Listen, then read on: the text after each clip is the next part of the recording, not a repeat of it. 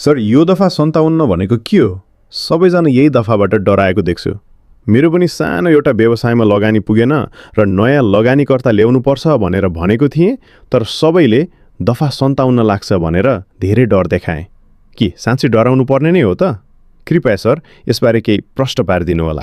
एकदम यो दफा 57 चाहिँ डराउनु पर्ने भन्दा पनि अलिक बढी ख्याल गर्नुपर्ने दफा चाहिँ हो आयकर ऐन 2058 को। अब दफा 57 लागिसकेपछि अलिकति टेक्निकल कुराहरुमा चाहिँ अझ अलिकति बढी हामीले ध्यान दिनुपर्ने हुन्छ हैन। अब यसमा दफा 57 कै कुरा गर्दाखेरि यो कसलाई अथवा कस्तो व्यवसायलाई लागू हुन्छ भन्ने कुरा चाहिँ हामीले फर्स्टमा बुझ्नुपर्ने हुन्छ। अब यो चाहिँ साधारण हिसाबले अब यसमा धेरै टेक्निकल पाटोहरु धेरै छन् हैन। अब यसमा साधारण हिसाबले बुझ्दाखेरि चाहिँ साझेदारी फर्म भनेर हजुरले कुनै व्यवसाय चलाइरहनु भएको छ अथवा चाहिँ कम्पनी ऐन अनुसार कम्पनी दर्ता गरेर कुनै व्यवसाय सञ्चालन गरिरहनु भएको छ र सो खालको साझेदारी फर्म अथवा कम्पनीमा चाहिँ विगत 3 वर्षमा हजुरको 50% अथवा सो भन्दा बढी स्वामित्वमा परिवर्तन यदि भएको छ भने दफा 57 लागू हुने भयो। अब दफा 57 लागू भइसकेपछि के हुन्छ भन्ने कुरा अझ इम्पोर्टेन्ट भयो।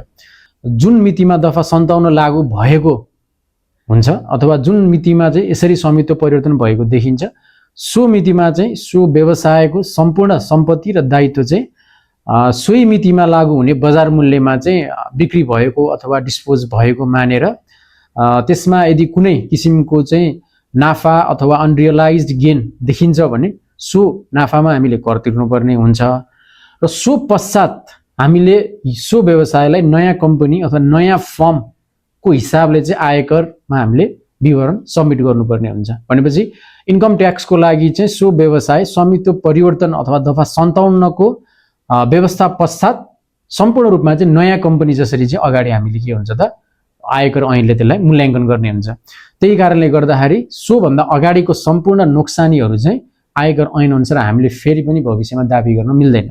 भनिसकेपछि यसको असर के भयो भने दफा 57 लागू भए पश्चात हामीले सम्पूर्ण सम्पत्ति र दायित्व बजार मूल्यमा बिक्री भएको मानेर कुनै हाम्रो त्यहाँ अनरियलाइज्ड गेन देखिन्छ भने त्यसमा ट्याक्स तिर्नु पर्यो। र अर्को कुरा विगतमा हामीले कम्पनीमा कुनै लस क्यारी फरवर्ड गरेर आइराखेको छौं भने भविष्यमा हुने खालको मुनाफामा हामीले सो लसलाई फेरि क्यारी फरवर्ड गरेर क्लेम गर्ने अथवा दाबी गर्ने खालको फ्यासिलिटी चाहिँ हामीले यसमा पाउँदैनौं है। अब दफा 57 किन लिएर आइएको भन्ने कुरा इम्पोर्टेन्ट छ अझ पनि।